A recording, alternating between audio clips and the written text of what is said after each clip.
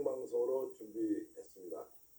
오늘은 민주당의 선거구제 개편과 관련된 확정되지 않은 한 비례대표를 과연 어떤 방식으로 뽑을 것인지에 대해서 병립형이냐 아니면 연동형을 그대로 가져가느냐 논란이 많이 있습니다. 그러던 중에 우리 사회의 진보진영 원로들이 모여서 병립형으로 돌아가는 것은 정치개혁에 반할 뿐만 아니라 민주당이 절대로 선택해서는 되지 않는 카드라고 강하게 주장하고 있습니다. 연동형을 통해서 좀 더 큰 판의 야권 연대 세력을 정치적으로 모아내고 그걸 통해서 윤석열 정권을 제대로 총선에서 평가해야 한다는 얘기인데요. 이 부분과 관련해서 진보 원로로 활동하고 계시는 이래경 전 민주당 혁신위원장과 안진걸 민생연구소장 두 분 모시고 현재 정치 상황에 대한 판단 그리고 내용에 대한 분석, 앞으로 민주당과 진보진영이 어떤 정치적 선택을 해야 할지 여러분들과 함께 심도 있게 논의해 보겠습니다. 생방송으로 보내드리는 정천한 직설 지금 댓글창에 여러분들의 의견 올릴 수 있고요. 질문 있으면 직접 출연하신 두 분께 여쭤보고 답변 드리도록 하겠습니다. 두 분 모시겠습니다. 어서 오십시오. 예, 반갑습니다. 안녕하십니까. 선택 받은 이래경입니다. 예, 이래경 전 혁신위원장, 혁신위원장으로 활동은 안 하셨지만 네. 한 두 달, 세 달 정도 됐습니다. 6달 정도 됐습니까? 그 6월 5일 날 사건이 있었습니다. 예, 지금 벌써 세월이 한 7개월 가까이 7개월 정도 지났고, 났습니다. 예, 지금 현재는 이제 진보 원로로서 활동하고 계신 거죠? 사실 뭐 제가 은퇴한 사람이어서 예, 뭐 일상적인 생업은 없고요. 다만 이제 주권자 전국회의 상임 공동 대표 중에 한 사람이고 비상시국회의를 만들 때 99명의 원로들이 연서명을 했는데 제가 마지막 막내 원로로 수명을 받아서 뭐 그런 점에서 제가 이제 막내 원로고요. 이제 다른 백년이라고 2016년에 소집을 한 어떤 시민 담론 집단 현재 명예회장으로 일하고 있습니다. 예, 예. 자, 안진걸 선생님도 요즘 네. 뭐 많이 바쁘게 활동하고 계신데, 아무리 바빠도 윤석열, 김건희, 한동훈 정권 몰아내는 것보다 뭐 바쁠까요? 예, 그 일로 바쁘다는 영광이고 보람입니다. 그리고 오늘 이내경 선생님 우리 시민사회에서 또 각계각층에서 아주 존경받는 내공 있는 철학자이자 사회 비평가이신데 이렇게 와주셔서 진심이신가요? 영광입니다. 그냥 진심입니다. 진심이고요. 오늘 뭐 방송 제목이 조금 세서 불편하신 분도 있을 수 있습니다만 정말 민주당이나 범민주 세력의 총선 압승을 말한다면 꼭 한 번은 점검해야 될 이슈니까 제목이 불편하다고 해서 이렇게 나가거나 뭐 구독 취소하지 마시고 좀 이견에 대해서 좀 포용적 태도로 그다음에 다양한 접근을 통해서 진짜 총선 압승해야 되는 거 아닙니까? 진짜 윤석열, 김건희, 한동훈 정권 때문에 하루하루가 너무 힘들다면 이 방송을 조금 기다려서 함께 들어주시면 고맙겠습니다. 오늘 라이브로 보내드리는 정치현안 직설은 이제 제목이 이렇게 되어 있습니다. 범야권 지형을 넓히는 민주당의 통큰 총선 전략이 없으면 윤석열 정권 심판과 탄핵은 물 건너갈 것이다. 그래서 출연자들 두 분이 이래경 전 민주당 혁신위원장, 안진걸 민생경제연구소장 이렇게 되어 있는데요. 어찌됐든 총선을 어떻게 규정하고 또 재정파는 정당은 이번 총선을 어떤 의미로 국민들에게 설득해서 의석을 확보할 것인지 중요한 과제가 아닐 수 없습니다. 어찌됐든 다양한 의견이기도 하고요. 또 민주당으로서는 전략적 선택을 할 수밖에 없는 상황이라면 이 문제도 저희들이 놓치지 않고 여러분들께 소식 전해드리겠다 이런 말씀드리면서 오늘 이제 토론을 좀 시작하겠습니다. 자, 윤석열 정권에 대한 평가를 이래경 혁신위원장께서는 실거지약이다 이런 표현을 쓰시면서 예. 아주 강도 높게 비판을 하셨던데 총평을 하면 윤석열 정권 어떻게 보십니까? 실거지약을 넘어서 제가 최근에는 치명적 재앙이다 예, 이렇게 표현을 했습니다. 윤석열 정권은 이제 일단의 정치 검찰들이 그거에 어쨌든 뭡니까 이 선거를 통해서 0.7%를 이겼던 집권한 점에서 우리가 존중해야 되고 잘해주기를 기대해 왔죠. 그러나 2년이 채 지나지 않은 상황에서 이제 윤석열 정권이 보이는 모습은 법 망나니, 범미꾸라지들이 마구 칼을 휘두르대는 그야말로 목불인견, 파렴치한의 집단이라고 규정할 수밖에 없습니다. 그 중에 제가 치명적 재앙이라고 표현한 것은 지금 대한민국의 상황이 물론 이승만도 겪었고 박정희도 겪었고 이명박 박근혜 과정도 거쳤지만 한때는 건국의 과정이었고 한때는 경제 개발 성장의 과정이었고 또는 조정기였는데 그때는 다 구분이 상승기였어요. 그래서 뭐 조금 잘하든 못하든 그래도 어떤 구분이 그것을 밀고 갔는데 최근에 대한민국이 처한 것은 국내적으로 국난의 위기입니다. 그동안 양적 성장을 해오면서 누적된 모든 문제와 갈등들이 한없이 표출이 되고 있고요. 밖으로는 제가 이제 그 세 가지 그 판도라가 열렸다고 얘기하는 게 기후 변화의 문제, 지정학적 격변, 그 다음에 AI로 표현되는 미래 첨단 기술이 우리에게 어떤 영향을 미칠지 모르는 이 그야말로 안팎으로 국난의 위기에 빠졌는데 세종대왕이 환생해서 집권한다 해도 김대중 대통령이 집권한다 해도 결코 낙관할 수 없는 상황에 치명적으로 대한민국을 붕괴시키고 있습니다. 첫째는 몇십 년 동안 우리가 쌓아온 민주주의의 기초를 흔들고 있습니다. 민주주의 기둥이 다 무너지고 있습니다. 두 번째는 이 지정학적 개편기에 있어서 자기 주도적 주권을 행사하는 게 매우 중요함에도 불구하고 어떤 매파적 성격, 어떤 그 강대강이라고 하는 어떤 전쟁을 불러오는, 전쟁을 야기하는 이런 그 무책임한 집단에다 보다 일반 서민들의 지금 경제가, 산재가 완전히 파탄 지경이 이르렀지 않습니까? 그러니 이런 국난의 위기에 3대 과제를 이렇게 악순환적으로 블랙홀 쪽으로 몰아넣는 이 정권, 저는 치명적 재앙이라는 이름을 사용하기 시작했습니다.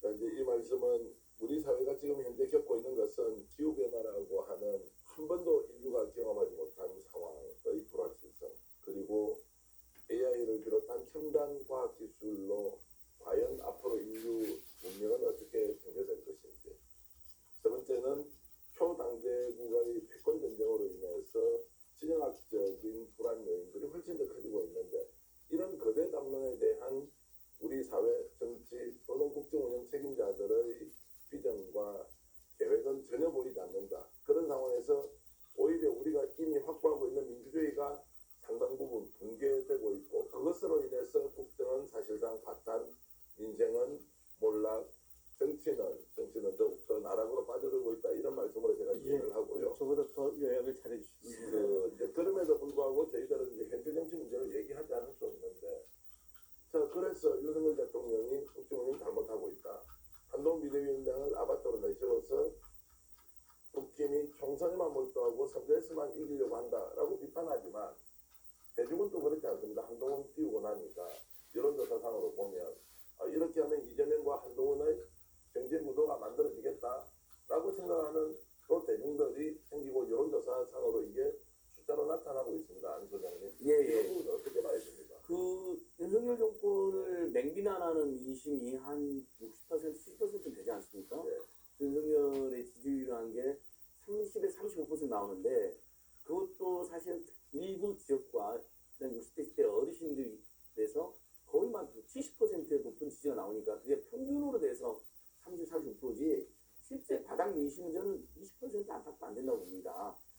미국의 유명한 여론조사에서 조사하면 계속 20% 초반이나 안팎으로 나오지 않습니까? 근데 그 죽을 것 같은 정말 괴로운, 정말 열받는 그 민심이 제1야당 민주당의 지지로 이어지지 않는 이유는 그 여론조사, 어제 갤럽 조사에는 심지어는 한국갤럽 조사에서 국민의힘이 39%, 민주당이 37%, 저는 매우 충격적이더라고요. 물론 다른 조사는 민주당이 앞선 조사였지만 두 가지인데 일단 제대로 추진을 안 한다. 윤석열 정부의 한동훈 정권 날마다 저지르는 폭거에 대해서 어제는 고발사주가 이대로 나오지 않았습니까? 당장 대통령이 가서 고발사주 누가 한 겁니까? 솔직히 윤석열 한동훈이 한 거거든요. 쫓아가야죠. 투쟁해야죠. 난리를 피워야죠. 근데 상대적으로 얌전한 이슈가 너무 많고 좀 이따 민주당 주도로 이태원 특별법 거부하는 국회 본청에서 집회도 있습니다. 저도 갈 건데 안 한다는 건 아닙니다. 하지만 확실하게 제대로 안 한다는 게 있는 것이고요. 두 번째로는 저쪽은 문제 많은 한동훈과 문제 많은 이준석이지만 그래도 상대적으로 젊어 보이고 상대적으로 뉴페이스들이 나와가지고 막 떠들잖아요. 시끄럽게. 이뇨환도 그랬고요. 이뇨환 씨 문제 많죠. 하지만 국민들 입장에서는 새롭잖아요. 신선하잖아요. 외국인이 물론 귀한 한국분이시지만은 혁신을 내세웠네? 막 그렇게 해서 시끄럽지만 노이즈 마케팅으로 막 혁신 하드체에 들어가고 뉴페이스 나와요. 근데 민당은 지금 보십시오. 친문 중진들, 그다음에 586 중진들, 삼선 사생이 사는 사람들 또 다 나오고요. 60대, 70대 할머니, 할아버님 되는 분들이 다 또 나와갖고 또 하겠다고 이러고 다니고 있습니다. 민당에서는 도대체 이재명 대표 이야기하는 혁신이나 또는 뉴페이스 또는 뭐 참신화 뭔가 굉장히 활력 있게 민당이 윤석열과 맞서 싸면서 또 당내 혁신하고 또 그러면서 정말 저출생과 고령화로 고통받는 고물가, 고유가, 고관료, 고급이, 고부채로 고통받는 국내에서 땀을 일하는구나 이런 느낌이 매우 부족합니다. 근데 그 느낌의 문제가 아니라 실제로 민당이 굉장한 저는 거대한 무기력이 빠져있다. 그리고 다 총선에서 자기가 당선될 생각만 하고 있다. 싸울 생각, 혁신할 생각 안 하고 이러면서 저는 민당의 지지율이 굉장히 정체되어 있고 이대로 총선 가면 총선 여러분 제가 여러 말씀드린 여기 이거 강서구에서 진교훈이라는 아주 괜찮은 후보가 나오고 민당이 저쪽이 김태우라는 너무나 문제 많은 후보가 나왔는데 그 김태우 후보가 무려 39%를 득표했습니다. 그러면요 국민의힘에서 한동훈이나 이준석 같은 이들이 좀 참신한 후보 화자가 덜한 후보 내세우잖아요. 45% 안팎 금방 나옵니다. 특히 서울에서는 민주당 국민의힘 여론조사 지는 여론조사가 많습니다. 어떻게 되겠습니까? 심판하자고 했더니 오히려 심판당하게 생겼거든요. 그래서 오늘 제목이 좀 심각한 겁니다. 그러니까 민주당 응원하시는 분들 입장에서는 제목 때문에 속상할 수 있는데 이런 얘기 한번 들어보셔야지 민주당이 근데 약이 되고 득이 될 겁니다. 지금 이제 우리 그 이래견 전 혁신위원장께서는 좀 거대 담론으로 한국 사회 전체를 보고 또 전지구정 문제에 대해서 관심도 가지고 인류 사회가 어떻게 가야 하는지에 대한 방향을 이제 늘 이렇게 제시해 주시는데 자 그러면은 그 말씀이 다 맞고 또 지금 이제 윤석열 정부에 대한 국민들의 실망감은 이미 넘어서서 분노 그리고 반드시 심판해야 하겠다고 생각을 하고 있는데도 불구하고 민주당이 어쨌든 잘못하고는 있지만 그것은 작은 좀 소악 근데 그 악을 바라보는 국민들은 더욱더 적극적으로 평가하고 심판해야 되겠다는 걸로 가야 하는데 왜 한동훈을 내세우고 뭔가 좀 바뀌는 이런 모습을 보여주면 그쪽으로 왜 쏠리면서 마치 양쪽 다 비슷한 문제를 가지고 있거나 양쪽 다 똑같이 잠재력을 가지고 있는 것처럼 평가하는 이유는 무엇입니까? 그 뿌리는 뭐 구한말부터 우리한테 누적된 적폐들, 매판적인 반민족적이고 반민중적인 세력들이 100년쯤 쌓아둔 물적 기반이 탄탄하죠. 그것을 문민정부 들어오면서 상당 부분 완화시켰어야 되는데 그게 제대로 정리가 안 된 부분. 그러니까 기득권 세력이 물적, 조직적 기반이 거대하게 있습니다. 우리가 잘 알고 있는 조직동으로 표현되는 주류 매체도 그렇고요. 지식인 집단 다 물적 기반까지 포함해서 그것이 문제점이고 아까 좀 얘기했지만 거기서 민주당이 그나마 중도 개혁적 집단으로 쓰는데 이것이 어떤 강령적인 정책적인 자기 분명한 역사적 미션을 가지고 하는 정책을 지향하는 정당이 아니고 그냥 말하자면 국회의원 하나 잡는 게 입신양면에 무슨 큰 일이나 하는 것처럼 그 기회주의적이고 출세적이고 야합적인 집단들이 태반이라고 하기는 어렵지만 상당수를 차지하는 말하자면 성격을 규정하기 어려운 정당이라고 얘기하기는 어려운 마치 정치 지향의 개인주의 불합부 같은 성격이 상당히 와 있었죠. 그것이 김대중 대통령 이후 노무현 대통령 쭉쭉 왔지만 거의 정리가 안 됐다고 봅니다. 이제 촛불 정부로 들어서서 이제 문재인 정부가 들어섰을 때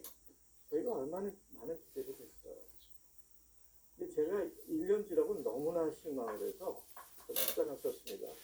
시민 주권 시대를 위한 정치 경제론이라는 책도 썼는데 문재인 정부의 그 무능함, 무기력함, 무책임함에 대해서 참을 수 없는 분노를 느꼈죠. 어떻게 보면 윤석열 정권을 탄생시킨 선거 본부장을 문재인이가 했다고 얘기해도 과언이 아닐 정도. 조금 더 앞으로 가면 노무현 정권이 한 일이 많아요. 이 정치를 유권자, 시민한테 되돌려준, 말하자면 소수의 전문 직업인들이 하는 정치가 아닌 시민들이 하는 정치로 돌려준 부분도 있지만은, 그러나 우리가 문재인 정부를 얘기할 때 작감박을 놓고 우회전했다고 얘기하듯이 시장 만능주의를 착산시키고 우리 사회의 불평등과 양극화를 가장 심화시키고 부동산 문제를 야기시키는 것도 노무현 정부예요. 노무현 정부도 말하자면 노무현 정부가 이명박 정부를 탄생하는 길을 예비한 성격이 있어요. 근데 노무현이 비극적으로 죽으면서 우리가 이 점이 정확히 비판되지 않았습니다. 그러면서 그 민주당이 가지고 있는 출세지향적이고 기회적이고 야합적인 성격이 그냥 잔존해버린 겁니다. 좀 그렇게 보고 있습니다. 예, 뭐 저는 이내경 선생보다는 좀 더 우리 노무현 전화 문재인을 좀 더 점수를 주고 싶습니다만 선생님의 취지는 충분히 이해가 됩니다. 그러니까 저는 좀 더 쉽게 지금 우리 애청자들께서 친노, 친문 정치인들이 많잖아요. 그걸 표방하는. 근데 지도자다, 리더다, 이 난세 영웅이다 생각하는 사람이 떠오르는 사람이 있나요? 혹시? 친노, 친문은 내세우는데 그나마 성과와 한계가 있었던 정권인데 그 성과나 그 노무현과 문재인 가졌던 철학조차도 10분의 1도 실천 못하는 친노, 친문이 가득하다면 민주당은 매우 문제가 많은 정당이 되는 거죠. 왜냐하면 아직도 민주당은 친노, 친문, 친명 이 연합한 정당이잖아요. 저는 범친노, 범친DJ, 범친문재인, 범친명이 모두 어우러져서 총선에서 압승해야 된다고 주장을 하지만 어쨌든 이내경 위원장님 말씀처럼 기회주의적이거나 굉장히 불철저하거나 아니면 본인이 기득권화 되어 있는데 당선 목적으로만 그냥 친노나 친문에 탈을 쓰고 있는 사람이 너무 많다는 거예요. 노무현과 문재인이 10분의 1도 못 따라가요. 말로는 노무현 문재인, 말로는 DJ 이야기하는데 그러니까 그게 민주당이 지금 비극인 거죠. 만약에 정말 DJ 노무현 문재인 닮은 사람이면요 지금 제일 먼저 거리에 싸우지 않겠습니까? 이 어떻게 윤석열, 김문희, 한동훈이 날마다 저들이 폭포를 가만히 있을 수가 있습니까?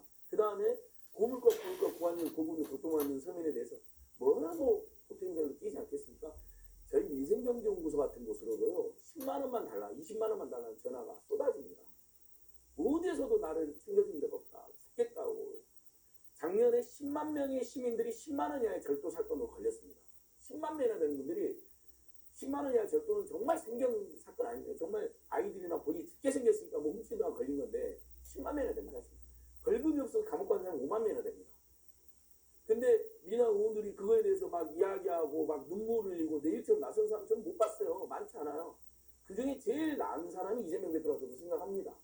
근데 이재명 대표가 그런 무늬만 DJ, 무늬만 친문, 무늬만 친노, 무늬만 친명인 사람을 둘러싸여가지고 지금 돌파를 못하고 있는 거죠.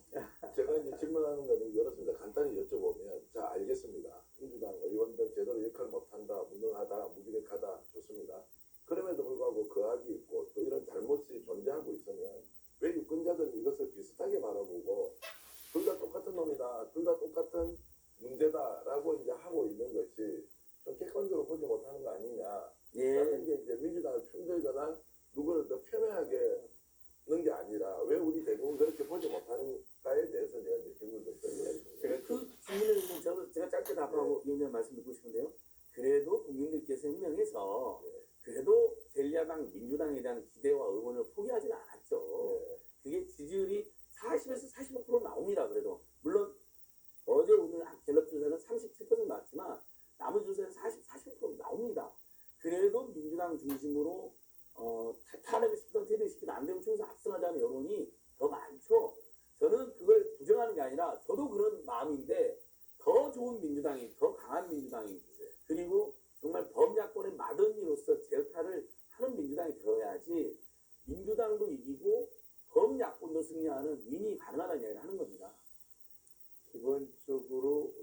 말하자면 수구 혹은 기득권 세력은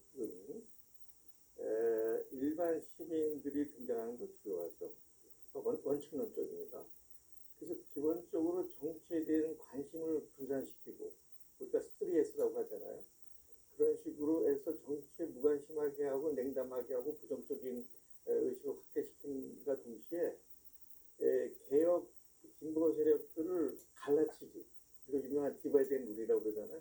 갈라치기에서 그 세력들을 무력화시키는 게 뭐 전통적인 그 방식이죠.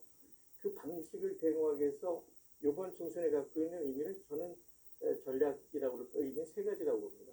첫째는 반윤 연대의 결집과 광범한 결집과 합의된 연합, 이것이 가장 중요한 전략이죠. 우리가 반윤 전선이라는 이 절체절명의 시대적 요구에 결집과 합의만 한다면은 저희는 압도적으로 승리한다고 봐요. 200석이 아니라 200석을 훨씬 넘었습니다. 첫 번째는 이제 반윤연대를 강화시키고 결집한다. 이것을 네. 합의하자는 것이고, 두 번째는 어떤 겁니까? 그러니까 반윤연대의 그 결집에는 친민주당, 반민주당, 비민주당이 있을 수가 없어요. 뭐 이재명을 좋아하냐 싫어하느냐 호불호도 있을 수가 없습니다. 뭐 진보냐 개혁이냐 중도도 없습니다. 모두가 합쳐야죠. 결집해야죠. 그리고 합의된 연합을 해야 되죠. 이게 근데 현실로 굉장히 지난합니다. 두 번째 과제는 여기서 끝나면 안 돼요. 우리가 87년 민주화 대위협을 이론에 가져갔지만 이 승자 독식의 양당 구조, 뭐 쿠베르제도 얘기했지만 이게 거의 망국지경에 정치 세력들을 적대화하고 있거든요. 지금 미국이 거의 뭐 전쟁 상황까지 가고 있듯이 우리도 지금 상대방을 죽이지 않으면 내가 죽는다는 것 때문에 국민들의 삶, 국가의 안위와 미래는 없고 네가 죽느냐 내가 사느냐에만 빠져가지고 이 적대적, 이걸 영어로 비토크라시라고 이야기합니다. 그러니까 이 승자 독식의 양당 구조를 깨는 다원적 다자들이 참여해서 보다 올바른 정책을 제시하면서 선의 경쟁을 하면서 그야말로 국민들의 삶과 나라를 위해서 경쟁을 해야 되는데 지금 이 승자 독식의 양당 구조는 그런 건 아예 눈에 없어요. 내가 사느냐 너가 사느냐 이 싸움, 이걸 끊어내기 위해서는 이번 총선에 갖고 아주 굉장히 중요한 계기거든요. 다자적 다자구조, 자원적 다자구조를 만들자. 그게 이제 우리가 연동제를 얘기하는 일이고요.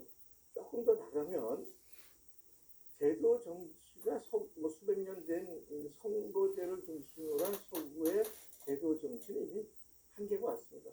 세계 어디를 보세요. 선거 중심제 정치 제도가 제대로 작동하는 나라가 있나요? 유럽도 없어요. 예. 이번 계기를 통해서 시민사회가 주도하고 시민 권력, 시민이 주도하는 이 정치를 이제 한번 체험하고 시스템화하고 제도하는 하나의 마중물, 시금석을 만들어보자. 제가 욕심은 과다하지만 네. 그런 구상을 갖고 있었는데 여기서 딱 걸리는 게 저희 선거제 문제가 현재 우리 현실적인 가장 중요한 돌파해야 되는 장애라고 그럴까요? 상황 가지고 우리한테 다가오는 거죠. 자, 선거제 문제는 이제 조금 이따 다루기로 하고 이제 민주당으로 이제 좀 들어가서 제3자가 봤을 때 지금 이제 집권 세력과 민주당 중에 누가 더 잘못했느냐, 뭐 일반적으로는 집권 세력이 훨씬 더 잘못했다고 하지만 여론조사상 그것이 적극적으로 드러나고 있지 않다. 그렇다고 해서 민주당이 하고 있는 것이 정당화되는 것은 아닐 테니 과연 민주당이 현재 안고 있는 문제는 무엇인지 우리가 얘기하지 않을 수가 없습니다. 자, 민주당은 무기력증이라고 하는 것은 정상에 대한 표현이고 그 정상을 가져다 준 원인들이 있을 거 아닙니까? 그 부분은 지금 무엇이라고 봐야 됩니까? 그러니까 이러면 민주당에서 제일 저는 나은 사람 이재명 대표라고 아까 제가 평가하지 않았습니까? DJ 노무현 문재인을 계승하면서도 혁신할 수 있는 힘이 이재명에 있는데 그리고 그런 성과와 철학을 보여줬죠. 근데 막상 당대표가 보니 현역 의원들이 180여 명 됐었잖아요. 물론 지금 160여 명이지만 그 사람들이 전부 다는 아니니까 제가 보기에는 한 70%가 기득권이거나 탓은 뭐 관성에 젖어 있습니다. 그리고 이재명 대표를 똘똘 이렇게 둘러싸고 있습니다. 그러니까 이재명 대표의 특장점인 기동적이고 치열하고 사이다로 투쟁하고 민생이나 경제 이슈에서 성과를 내고 작은 복지도 챙기는 이런 게 지금 이재명 대표 된 다음에 물론 당연히 정치 검찰의 그 살인적 수사를 계속 받고 그러다 보니까 그걸 발휘하지 못한 면도 있지만 주변이 완전히 기득권 타성에 젖어 있는 사람으로 둘러싸였기 때문에 민주당이 무기력할 뿐만 아니라 성과를 못 내고 있고 그러면 그것을 깨뜨리기 위해 혁신위원회를 몇 번씩 만들었는데 권고를 했잖아요. 그 권고마저도 현역 의원들이 다 반대해버리는 거예요. 그래서 혁신이 안 되는 거예요. 그래서 결국은 이번 총선 앞두고 최대한 당내에서는 신진 세력들로 정말 친명 개혁파 또는 뭐 꼭 친명은 아니다 하더라도 비명이다 하더라도 진짜 개혁하고 진보하는 사람들로 갈아치워야 되는데 그것도 지금 작업이 제가 보기에는 지지부진한 것 같고요. 왜? 친문 중진들, 586 중진들, 그 다음에 그동안 다선 의원들 저런 자기 자리 하나도 안 되는잖아요. 불출마한 사람들은 다 대부분 초선들입니다. 이게 하나 있고 두 번째로는 그 다음에 이제 민주당 내 혁신과 함께 민주당이 힘만으로 윤석열을 못 무너뜨립니다. 지금 탈핵퇴진도 결정 못했잖아요. 지금 기본소득당이나 열린민주당, 자유민주당, 그 다음에 뭐 촛불행동, 뭐 민생경제 같은 이런 세력들이 지금 탈핵퇴진 투쟁 열심히 하고 있어요. 그럼 거기랑 연대하는 전략을 짜야 됩니다. 꼭 선거제 나중에 이야기하더라도 활발하게 연대하고 활발하게 연대해서 서로 건강한 작을 갖고 힘을 합쳐야 되는데 굉장히 민주당이 지금 등치가 크고 자기들 마더니니까 우리 중심으로 오겠지 아니라는 생각으로 그냥 그런 연대를 적극적으로 구하지 않고 있어요. 그 70% 그 두 가지가 문제라는 거죠. 예, 예. 70%의 기득권 또는 당 내에서 혁신을 거부하는 사람들 구체적으로 좀 이야기해 보죠. 그룹으로 나누면 어떤 겁니까? 586 저는 그 핵심에 전대협 예, 출신들 전대협 586 세력 예, 전대협 출신 또는 비전대협 출신 하더라도 586 중진들이 있다고 보고요. 예, 예. 그 중에 일부는 정말 말도 안 되는 이재명에 대한 체포동의안 가결을 주도했거나 뒤에서 예. 은밀히 배후에 움직인 사람들. 그 다음에 친문 중진 일부도 가결을 주도했거나 아니면 이재명식 혁신에 대해서 굉장히 불편하게 생각하는 거죠. 왜? 본인의 기득권을 내놔야 되니까. 그 사람들 중심으로 일부 현역 의원들, 그러니까 다수 현역 의원이 또 연계해가지고 혁신도 반대하고 투쟁도 제대로 안 하는. 그래서 국민들이 보기에는 특히 중도층, 관망층, 부동층 국민들이 보기에는 야 저쪽은 어쨌든 한동훈이니 이준석이니 막 시끌벅적 하잖아요. 인연이 계속 말하지만 대표적으로 그 세 사람이 얼마나 언론에 많이 나옵니까? 그리고 국민들 보기에는 뉴페이스들이잖아요. 비교적.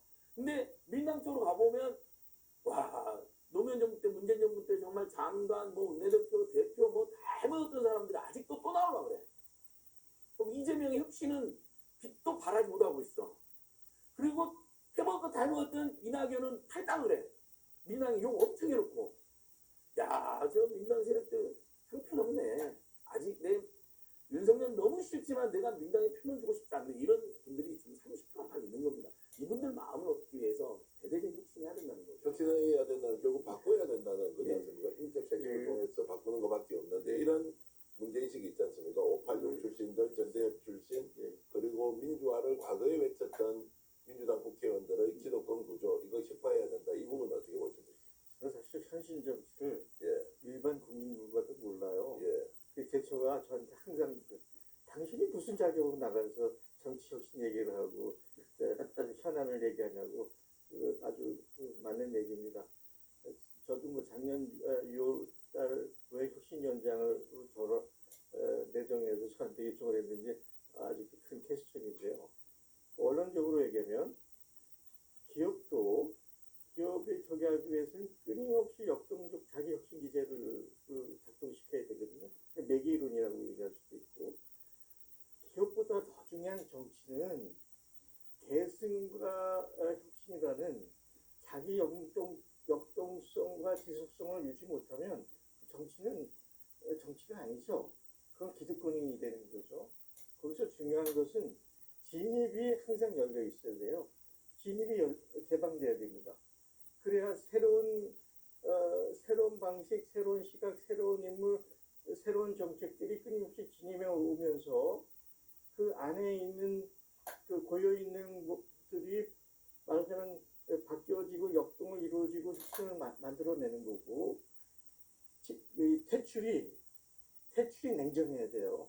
퇴출에 대한 기준이 아주 엄격하고 냉정해야 되는데 지금 뭐 민주당뿐만 아니라 저는 뭐 진보 정당도 마찬가지라고 수구 정당도 마찬가지라고 이 진입과 퇴출에 대한 기준이 자기 합리화로 빠져 있는 거죠.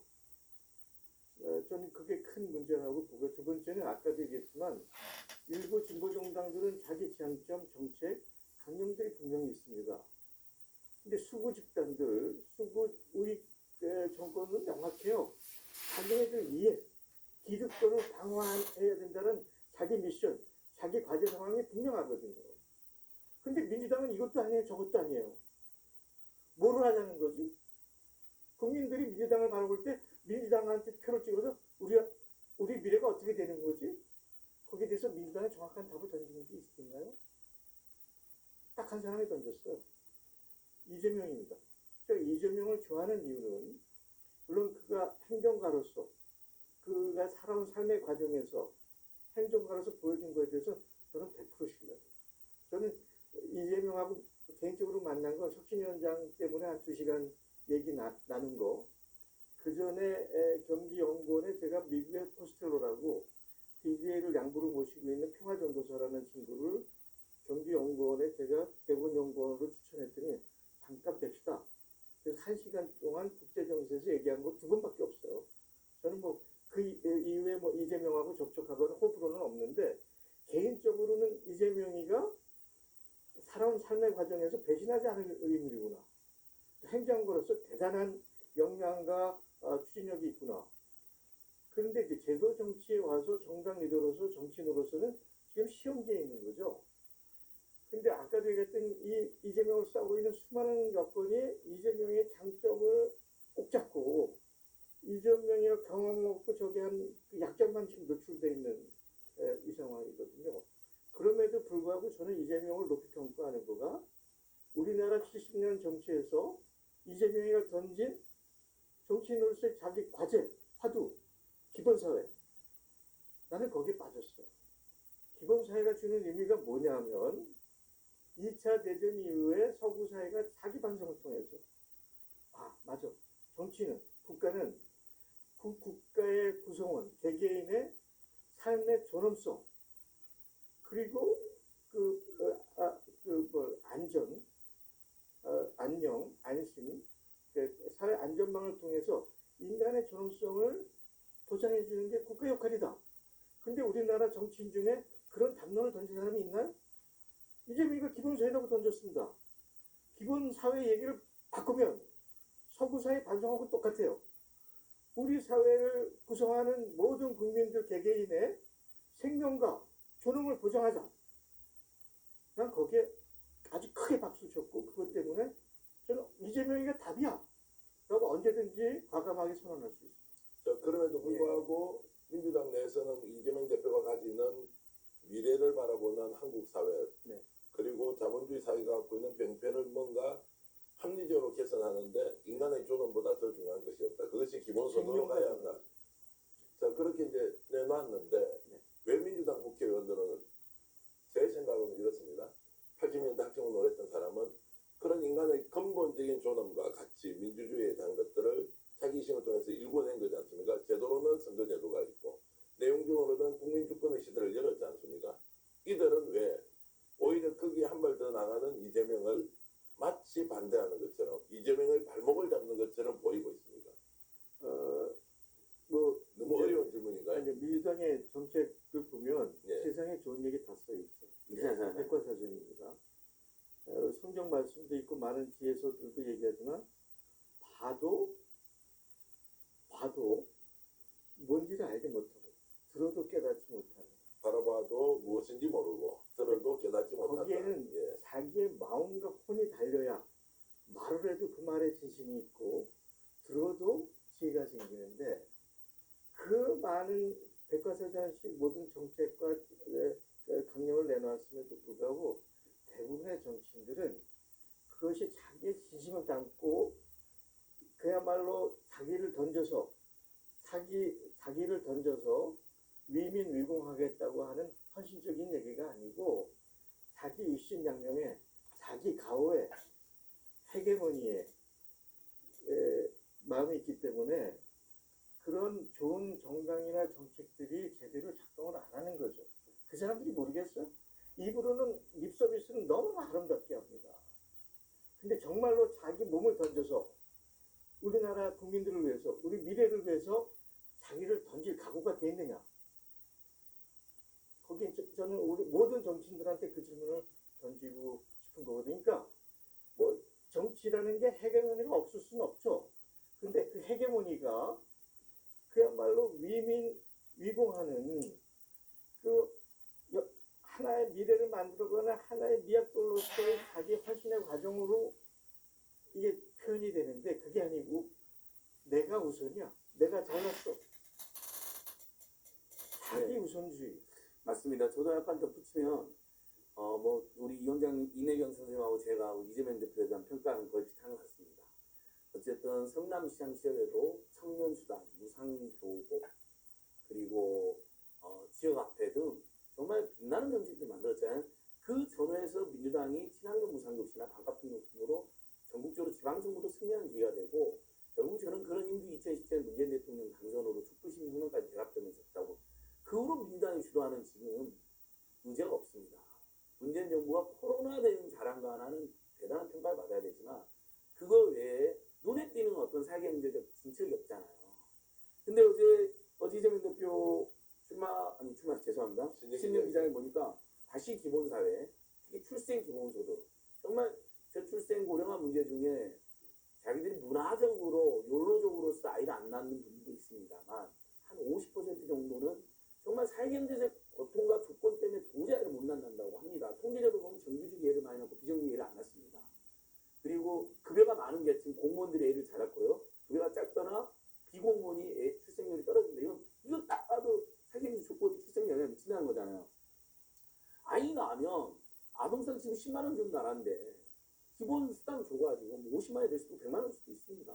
아이는 무조건 국가가 정말 키워주는 거나 그러면 최소한 50%의 출생을 포기했던, 낳고 싶었는데 포기했던 50% 가까운 청년들은 주거하고 양육수당 문제들이 상당히 좋은데 수정하지 않겠습니까? 그러니까 예를 하나 든 건데 그런 부분, 사회경제 약자 옹호, 뭐 그다음에 정치공사 타도 이런 여러 시대 과제에서 이재명이 온몸으로 보여준 부분은 저는 높이 평가받아야 되는데 주변에 이재명만큼 이렇게 민주당에서 이걸 정치검찰의 투쟁이든 아니면 피해든 정치검찰 피해든 또는 이런 기본사회라든지 정말 민생 복지에 대해서 온몸으로 부르짖는 사람이 너무 없다는 게 민주당의 문제입니다. 그래서 이거는 싹 다 바꿔야 된다는 여론이 있는 겁니다. 근데 왜 그러면 586이라든지 그래도 옛날에 DJ 노무현과 함께 열심히 싸웠던 사람들이 잠잠하냐라고 물어보셨는데 그 사람들이 어느 순간 보니까요. 제가 쭉 지켜봤잖아요. 이미 에너지가 상당히 소진됐습니다. 그러면 정치 그만해야죠. 그리고 본인들이 이미 상당히 기득권화 됐습니다. 오너들이나 대기업 관계자들하고 골프 치러 다니는 오너들이 많아요. 골프가 나쁘다는 게 아니에요. 그리고 뭐 동창이 오너가 돼갖고 기념회에서 한번 칠 수 있죠. 근데 그게 업이 되면 안 되잖아요. 그리고 그 사람들 만나갖고 골프 치고 티프로 가면 당연히 재벌 대기업 이야기를 많이 듣게 됩니다. 다 고급차 타고 다니잖아요. 지하철 버스 타고 다니는 사람들 고통 알겠습니까? 기름값이 폭등하면 얼마나 그게 힘든지 알겠습니까? 난방 그냥 다 잘 사는 사람 돼버렸어요. 민주당 의원들이 지금 대부분 잘 삽니다. 결정적인 문제가 있어요. 본인들이 이미 기득권화되어 있고요. 본인들이 이미 재벌 대기업 친화적인 사람이 됐습니다. 강력한 서민 중산층 정당인데 본인의 삶이 서민과 중산층이 아닙니다. 이 단국이 민주당의 혁신과 그다음에 이재명 대표를 중심으로 총선에서 승리하는 것을 못 만든 거죠. 왜냐하면 그러면 이재명 혁신하자는 것은 인적 교체가 포함되는 거거든요. 그다음에 본인들이 이 무사 안위를 타파해야 되거든요. 옛날 전두환 노태우를 몰아냈던 것처럼 치열하게 싸야 돼. 목숨 걸고 기본사회, 사회적 약자, 저출생 고령화, 남북평화 뭐 하나 절실하지 않은 게 없잖아요. 근데 하기 싫은 거예요. 왜? 지금 너무 삶이 괜찮은데 잘 살고 있는데 부자인데 이런 사람 너무 많다는 거죠. 그래서 이제 보수 진영이 기득권을 만드는 것은 이기라는 눈앞의 현실에 다 함께 비슷한 목표를 가지고 똘똘 뭉쳐서 가져가는 것이라면 진보라고 하는 것, 민주주의를 지향하는 민주당은 그것보다는 국민들에게 미래를 먼저 제안하고 비전을 설명하고 그걸 통해서 더 나은 나라를 만들어 가겠다는 것을 명확하게 보여주고 실천하고 검증하고 확인받고 이렇게 해야 하는데 오히려 보수가 정치를 유지 운영하는 방식대로 닮아가고 있다. 기득권화되니까 오히려 그 기득권의 크기가 적다고 하더라도 국민들에게는 더욱더 큰 실망감을 준다. 이렇게 이제 말씀을 드리고요. 두 가지를 좀 요약해서 이제 네. 본격적으로 지금 오늘 주제에 대해서 접근을 좀 해보겠습니다. 일단은 민주당이 살아나기 위해서는 당내 혁신, 인적 쇄신을 통해서 새로운 사람들로 네. 물갈이를 해야 한다는 것은 지금 이제 말씀을 주셨고, 두 번째는 그 물갈이도 중요하지만 민주당 하나를 키우는 것이 아니라 네. 범야권 그리고 반윤석열 전선을 만들어서 크게 대한민국을 바꿀 수 있는 세력의 재연합을 해야 한다는 것인데, 네. 자, 인적 쇄신 문제를 이야기하셨으니까 조금 더 보태서 안지걸 소장이 오늘 공개적으로 말씀을 좀 하시죠. 인적 쇄신을 해야 할 대상이 무엇인지 누구인지를 한번 말씀을 주시고, 그리고 비례대표를 병리평으로 가느냐 연동형으로 가느냐는 부분에 대해서 왜 그것이 중요한지는 네. 조금 이어서 우리 예, 예, 이정현 예. 혁신위원장님으로부터 듣겠습니다. 그게 자, 누구를 이제 예, 그러니까 쫓아내고 연동되어 있습니다. 예. 저는 먼저 예. 자기 야당 대표를 예. 2년 가까이 만나주지 않고 제1야당 대표를 한표는 문재인 정부 주기에 올인하면서 한표는 이재명 주기에 올인한 거 아닙니까? 윤석열, 예. 김건희, 한동훈 정권이 지난 1년 반을 보면. 근데 정치검찰의 불법 부당 수사에 타협하거나 심지어 내통해가지고 체포동의안을 2번 연속 가결시키려고 했던 사람들, 한 번은 부결되고 한 번은 가결되지 않았습니까? 네. 그 사람들은 진짜 가슴을 손을 얹고 징계를 떠나야죠. 대체로 누군지 다 알고 있습니다. 아니 소문은 친문 중진 일부, 예. 친문 중에도 지금 친문과 함께 열심히 싸우는 분도 있으니까 네. 절대 우리가 일반을 우려를 해서는 안 됩니다. 예. 친명 중진 일부, 586 중진 일부가 주도했다는 게 통설입니다. 예. 그 사람들은 가슴 손을 얹고 진짜 떠나야 된다니까. 양심 고백하고. 근데 아직까지도 가결했다는 말 안 하고 있잖아요. 대선 명예에는. 그런 비겁함이 어디 있습니까? 어쨌든 그 사람들을 당 내에서 예. 일단 공천 배제해야 한다. 이렇게 그렇죠. 학위 내면 배제해야 된다고 보지만은 그 전에 양심적으로 정치검찰 조건을 투쟁할 생각이 없는 거잖아요. 심지어 자기 당 대표를 팔아 넘기라고 그랬잖아요. 불출마해야죠. 그리고 거기다 아까 제가 말한 것처럼 정말 대한민국이 지금 해결해야 될 저출생 고령화, 불평등한 인생고의 과제, 그다음에 검찰 독재를 또 타파하고 남북간에 지금 전쟁이 날 것 같은데 골프나 치고 다니고 노는 게 더 좋은 사람들, 그럼 밖에 나가서 돈 벌고 놀면 되잖아. 누가 뭐라 그럽니까? 왜 정치를 합니까? 그 골프 자주 치는 사람 누군지 알고 계시죠? 그런 사람들을 대충 알아요. 민주당 꽤 예, 있어요. 예. 그런 사람. 아니 다시 한번 골프가 문제라면 저도 골프 나중에 쳐보고 싶어요. 아니 민주당 국회의원이 골프 치는 건 예. 아니에요. 사업한사를 골프 치는 거는 뭐 진보든 어디든 아니, 그리고 관계없지만 저도 일본 골프도 일요일 오전에 교회 갔다 와서 예. 좀 쉬었다가 오후에 잠깐 친구들하고 치고 올 수도 있다고 봐요. 1년에 300일 치는 사람. 근데 1년에 회기 중에도 상임이 열려 있는데도 주중에도 심지어 주말에 우리 막 민주당이랑 국민들이 집회하고 있는데 집회도 한 번도 안 나와보고 놀러 다니는 사람이 있어요.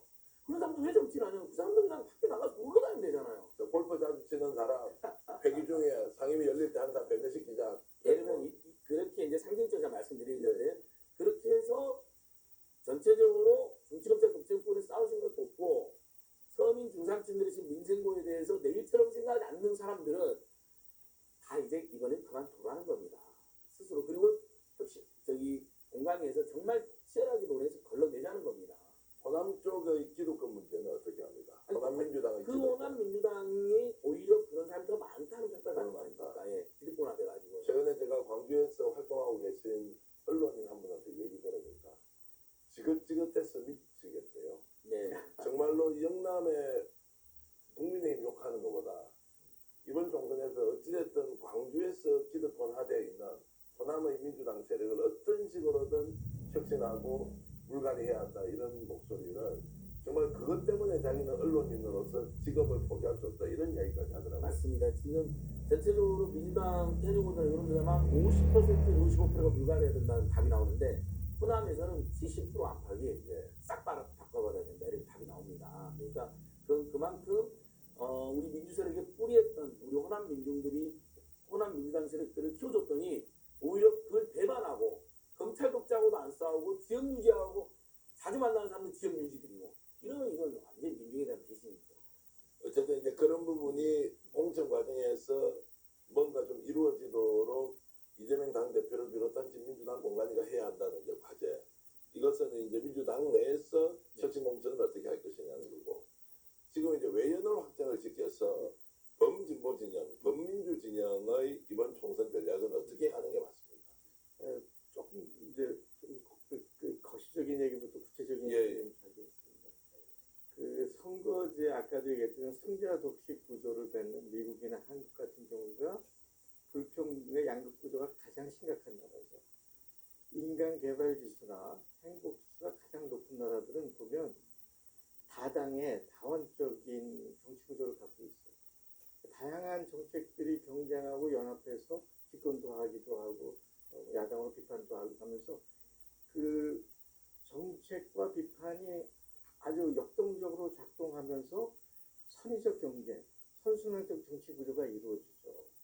그렇기 때문에 이번 총선을 통해서 선거제 개혁을 바꾸는 게 대단히 중요한데, 조금 격까지 얘기지만 저는 이번 총선 끝난 다음에 광노현 전 교육감하고 저하고 추미애 의원하고 시민의회 쟁취 시민운동 공부를 하려고 합니다. 시민의회 쟁취 시민운동. 시민운동. 예. 핵심적인 거는 우리가 너무 이번에 겪은 선거제도를 좀 제대로 고치자. 그다음에 대통령 선거도 교선제도 도입하자. 헌법도 권력구조에 문제가 있다면 시민의회를 통해서 1년이 아니고 2년이 아니고 5년을 토론하더라도 제대로 좀 헌법도 바꿔보자. 우리 사회를 잡고 있는 국가보안법 제도 정치 갖고는 안 된다. 시민의회에서 토론해서 국가보안법 폐지하든 개정하든 하자. 그래서 저는 4월 이후에 저의 마지막 남은 여생을 시민의회 운동에 헌신하고 싶습니다. 조금 전까지는 안 갔고요. 그래서 이번에도 중요한 것이 결국 그 유권자들이 던진 이 그 표의 등가성의 문제에 등가성 100% 하지 못하도록 그 100%를 갖고 가야 한다라는 게 진보 정치가 정책자들이 답의하는 거 아니에요? 정치학자든 제도권이든 네. 심지어 국회에 있는 국회의원들도 원론적으로 맞다고 다 얘기를 하죠. 아니, 선거관리위원회도 얘기했잖아요. 예, 예. 비례제를 100명, 예. 100석 이상 확대해야 된다. 그 지난번 촛불의 성과 중에 하나가 아주 결함이 많지만 그래도 준연동제에서 47석을 준연동제로 해서 그 비례성을 좀 한 발짝 더 강화하자. 예. 이게 첫걸음이거든요. 거기서 조금 더 나가면은 비례의석을 100석을 하든 국민들만 제대로 설득하면요. 지역과 비례를 1대1로 하는 게 가장 이상적이죠. 정치적으로 볼 때. 그렇게 한 발자국 가야 되는데 현실적인 자기 이해관계 때문에 그 지금 연도경이냐 병립형이냐 민주당이 논쟁하고 있는 거잖아요. 저는 민주당의 아는 국회의원들 지도부에 끊임없이 메시지를 합니다. 유아 독전, 민주당 자강론에 빠지는 유아 독전은 자강론이 아니야. 자폐론이야. 자가당촉에 스스로 갇히는 어리석음이야. 자멸할 수 있다. 그렇죠. 예. 그 민주당이 살기 위해서라도 민주당 좌우의 합리적인 보수와 미래를 얘기하는 진보 세력과 함께 정책 경쟁을 하면서 자기를 연마해 가야 민주당의 앞길이 열리지. 자기 기득권만 지고 자기가 맏형이다. 자기 혼자 할 수 있다. 유아독전, 자강론에 빠지면 민주당은 망합니다. 그런데 기본소득까지 우리가 한 번도 경험하지 못한 일부 문제를 직접적으로 기본소득이라는 개념을 해보자고 했던 이재명 당대표는 왜 이 문제에 대해서 병립이냐 연동이냐를 가지고 빨리 의사결정을 하거나 국민을 설득하거나 당원을 설득하지 않느냐. 이 부분은 어떻게 보십니까? 제가 속내는 모르죠. 예. 굉장히 안타까운 상황입니다. 그런데 당의 당권을 쥐고 있는 최고위원들 다수, 그다음에 그 당의 그 집행을 쥐고 있는 당권파 대부분은 독립형, 민주당 자강론, 내가 얘기하는 자폐론자. 그런데 다행히 뭐 우원식 의원이라든지 이탄희 의원 등에서 비당권파나 진짜 나라를 걱정하는 그룹이 지금 한 90명 가까이 이제 연동형으로 가야 된다 해서 지금 당내 의견이 팽팽하잖아요. 근데 이재명 자신이 아직 검증되지 않은 정치 리더로서 이 두 파 사이에 있는데 이 두 파 사이가 너무 팽팽해가지고 특히 최고위원들 다수하고 당권파들이 병립형을 얘기하니까 이재명 자신이 쉽게 결정하지 못하는 당내 문제가 하나 있어. 밖으로는 그래 연동형 하고 싶은데 그럼 연동형을 해서 함께 연합 정치를 해야 되는데 진보 정당은 연동형을 얘기하는데 그럼 진보 정치 세력과 담을 수 있는 그릇 게임의 룰이 하우 어떻게 그림 로드맵이 없어요. 그 이제 로드맵을 지금 이번에 제안을 하셨기 때문에 그것은 질문을 조금 이따가 드리고요. 제가 그러니까 이제 당내에서 그런 부분이 이재명 당대표가 실제로 병립이냐 연동이냐를 가지고 본인은 생각이 정해져 있는데 정말로 당권파 또는 최고위원들이 이것을 병립으로 가자고 하기 때문에 이재명 대표가 지금 주춤주춤한 것이냐, 실제 이재명 대표도 속마음이 병립으로 가서 민주당을 강화시키자는 쪽으로 생각을 하고 있는 것이냐, 이 부분은 안 소장을 어떻게 보세요? 그건 저도 잘 모르겠습니다. 잘 모른다는 그러나 것은 대표는 이재명 대표님은 그동안 일관되게 다당제, 다원형 민주주의, 예.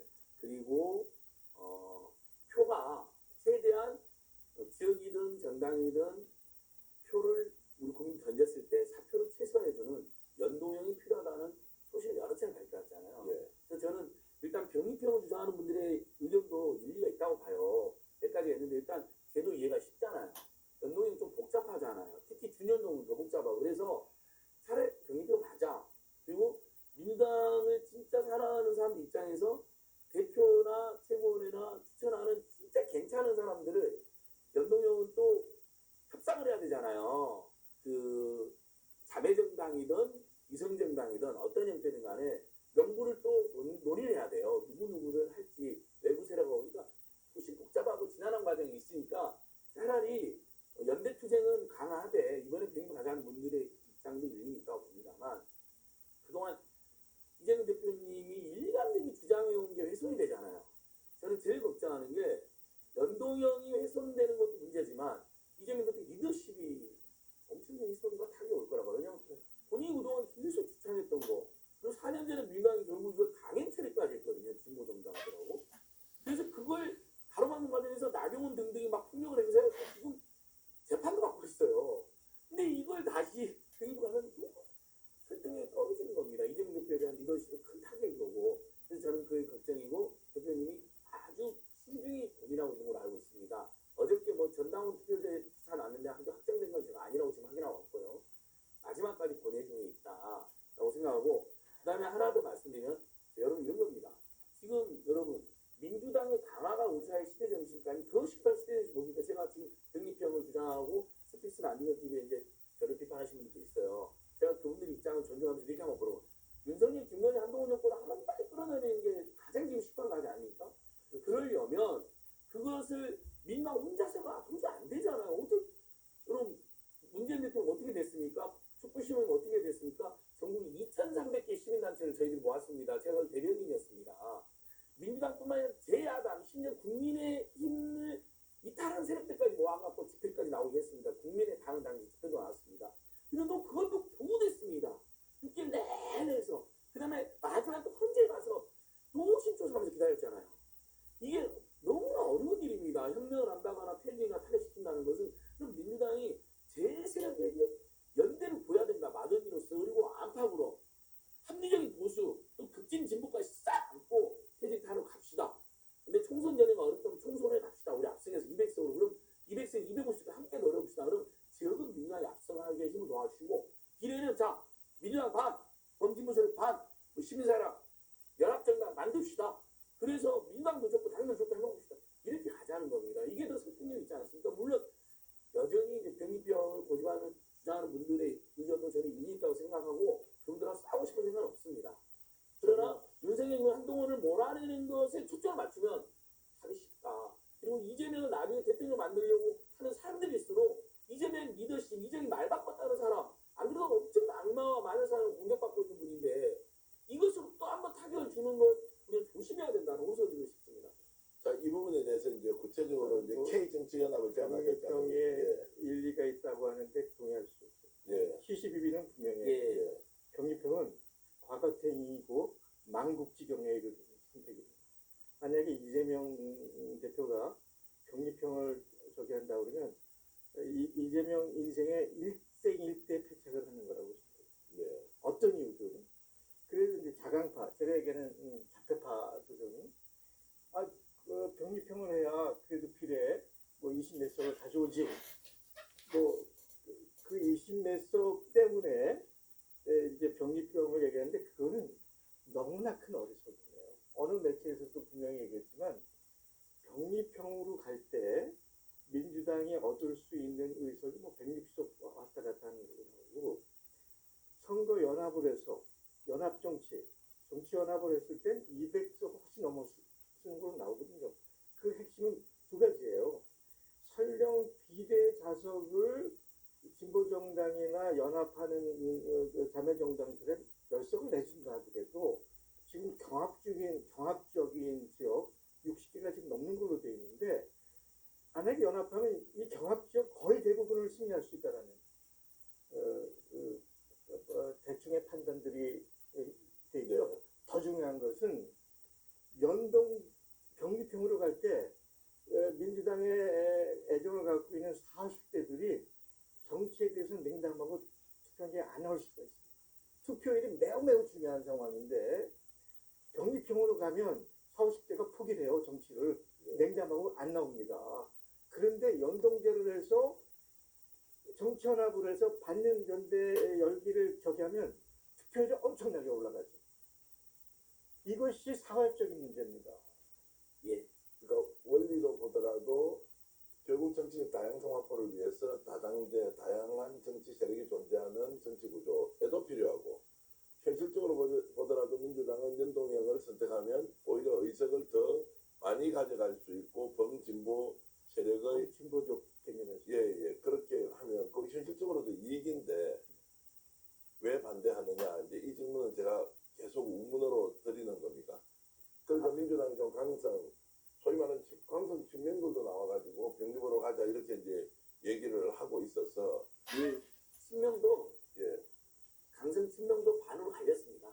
병립형을 주장하는 분도 있고 예, 정말 이재명 대표를 대통령으로 만들어야겠다 생각하는 사람들은 병립으로 하면 대표 리더십과 대표 신뢰가 크게 훼손된다. 예. 그리고 정치 불신이 가중된다. 왜냐하면 4년 전에 강행처리까지 한 것을 그리고 그걸 적극 지지했는데 이재명 대표가 지금 거의 몇십 년 동안 그리고 최근에 적극 입장을 냈는데 몇 달 사이에 갑자기 입장이 바뀌면요.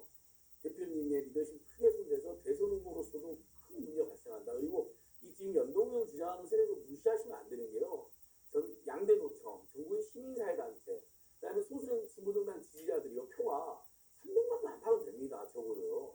그 표 없이 이재명 대표는 되게 어렵습니다. 현실적으로. 그러니까 제가 그 말씀 다시 한번 저는 그걸 강호소 드리는 거고 아까 이제 이내기 의원님께서 병립형에 문제가 많다는데 저는 병립형에 문제가 많다는 걸 부동의하는 게 아니라 병립형을 지금 주장하는 분들의 이야기를 들어보면 이런 게 있는 거죠. 뭐 정의당에 대한 실망, 비례 명단의 구성의 복잡성, 그다음에 조정과 유호정의 실패 사례, 그다음에 비교적 이렇게 병립형이 비례대표에서 어떻게 그 의석이 배분될지 이해가 쉽다는 점 등등을 호소하는 분들이 있는데 그리고 나는 아예 찐 민주당이니까 민주당도 지역에서 찍고 비례도 민주당 찍고 싶다는 분들의 호소가 있는 겁니다. 제가 그분들의 마음은 충분히 알겠다는 거라는 거죠. 근데 이런 것들을 다 연동형이 충분히 극복할 수 있다는 겁니다. 왜냐하면 정의당 비례대표 안 주면 됩니다, 여러분. 지금 이내경 이사장님이나 또는 저희들이 지지하는 3인당, 뭐 열린민당, 기본소득당, 정부 기본사회 포럼 또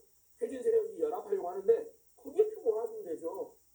그리고 그 명부에 민주당 후보들도 반이든 들어온다니까요. 이런 구상이 있다고요. 자 어찌됐든 이것이 이제 현실적인 안으로 K 정치연합이라는 이제 방향을 일단 제시했고 구체적으로 거기에는 어떤 사람이 주도하고 민주당 또는 기타 진보정당이 참여하는 방식까지 구체적으로 제안을 했던데 그 내용 설명 좀 해주시겠습니까? 우선 연동형으로 갔을 때 생각할 수 있는 세 가지 시나리오가 있습니다.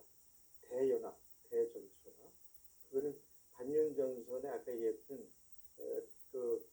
광범한 결집을 이뤄내는 게 대연합이죠.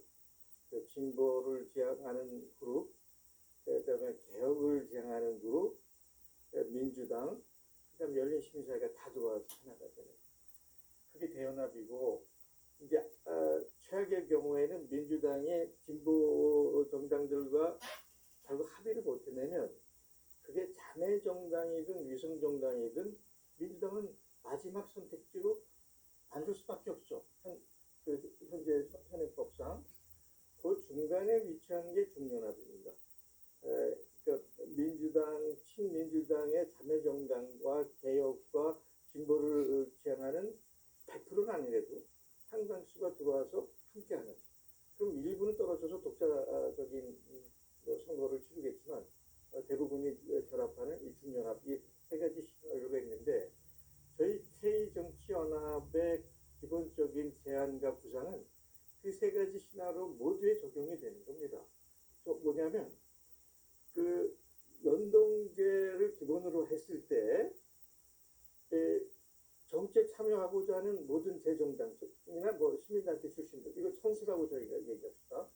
선수와 그 선수들을 선출하는 운동장과 룰과 과정은 심판으로 제3자가 설정하고 운영하고 관리하자. 그러면 모든 플레이어들이 들어와서 게임을 할 거 아니에요? 그 게임의 내용과 성과를 제3자가, 그 제3자는 두 단계가 있습니다. 첫 번째는 현실적으로 전문성을 가지고 있는 전문심사단이 3대수로 압축하는 거예요. 전문심사단은 어떻게 구성하느냐? 들어오는 플레이어 정당들이 자기 정당을 자식하는 사람들을 심판관으로 넣을 수도 있고, 시민사회에서 검증된, 저 사람들은 맞아 하고 시민사회에서 검증되고 신뢰받는 인물들, 그 다음에 전문성을 갖고 있는 그야말로 교수진이라든지 우리 사회 탁월한 포컬티들이 그렇게 해서 구성을 하는 거죠. 그래서 그 사람들이 약 3배수 정도를 선출하면 그 다음에 파이널 결정은 우리가 K-팝이라든지 싱어게인에서 봤듯이 K-오디션 방식으로 처음부터 끝까지 국민들한테 투명하게 공개한 상태에서 거기 선출된 평가단, 그게 200명이 될 수도 있고 300명이 될 수도 있겠죠. 그분들이 점수를 매겨서 명단과 순위를 결정하는 겁니다. 지금 말씀을 들어보면 지금 이제 화면에도 자료 사진이 저렇게 이제 나가고 있는데 굉장히 흥행의 요소도 있을 것 같고 네. 좀 더 국민들의 참여도를 높이면 선거가 일종의 좀 축제가 될 수 있다 이런 것도 충분히 보이는데 네. 안소님 저는 이제 그동안 어떻게 보셨어요? 잠깐만, 거기 하나 더. 예, 좀 이따 예. 제가 네 가지로 얘기합니다. 투명하게, 예. 공정하게, 경쾌하게, 축제로, 즐거움으로. 예. 이게 저희가 네 가지 키거든요. 예. 자, 그래서 이제 저런 방식으로 예. 하면 굉장히 좀 흥행에도 성공할 것 같은데. 그러니까 윤석열, 김건희, 한동훈 정권을 탄핵하고 퇴진시키고 민생 문제 해결에 철학 앞장서겠다는 사람들이 만약에 100명이 모였다. 현실적으로 20석을 얻는다. 근데 그 사람들이 정말 옛날 그 노래경연 오디션 프로그램처럼 희한하게 정결을 발표하고 내가 어떻게 싸워갖고 앞으로 어떻게 싸울지를 보여주면 재밌지 않겠습니까? 굉장히. 예. 혹시 이제 오해하시는 분도 있을까 하고 저는 절대 불출마하니까 걱정하지 마시고요. 그래서 심판관은 가급적이면 불출마하는 분들이 예. 또 제도적보다는 거리에서 싸우겠다는 분들이 하는 게 저는 좋다고 생각하고요. 저 방식이 또 만약에 민주당이 보기에 불편하면 다른 방식의 논의도 할 수 있는 겁니다. 물론 열려 그럼 있습니다. 민주당, 그리고 예를 들면 민주당이 정말 이런 고민도 있는 것 같아요. 대표님을 정말 이재명 대표를 위해서 헌신할 수 있는 10명의 전사원이 필요하다, 비례에. 그럼 민주당이 20석에서 민주당이 10석을 차지할 수 있고 그건 민주당이 자기가 내부적으로 정하면 되는 거죠. 그리고 순번은 그래서 민주당 앞이 10명이 될 수도 있고 민주당이 뒤에 10명이 될 수도 있고 아니면 민주당이 1, 4, 5, 7, 9를 2, 4, 6, 7, 8을 대연이나 비례 진보 탈핵 연합을 할 수도 있고 그러니까 다양한 가능성이 있어서 그래서 아까도 어떤 분들은 계속 조정훈이나 유호정이 이제 탄생하니까 싫다는 건 아닙니다. 이번에 그때는 정말 경황 없이 해가지고 정의당도 요즘한테 당한 거고 또 그 당시 더불어시민당 이성명당은 조정훈은 당한 거잖아요. 사실상 배신당한 건데 이번에는 절대 그런 일이 없습니다. 왜 그런지 아세요?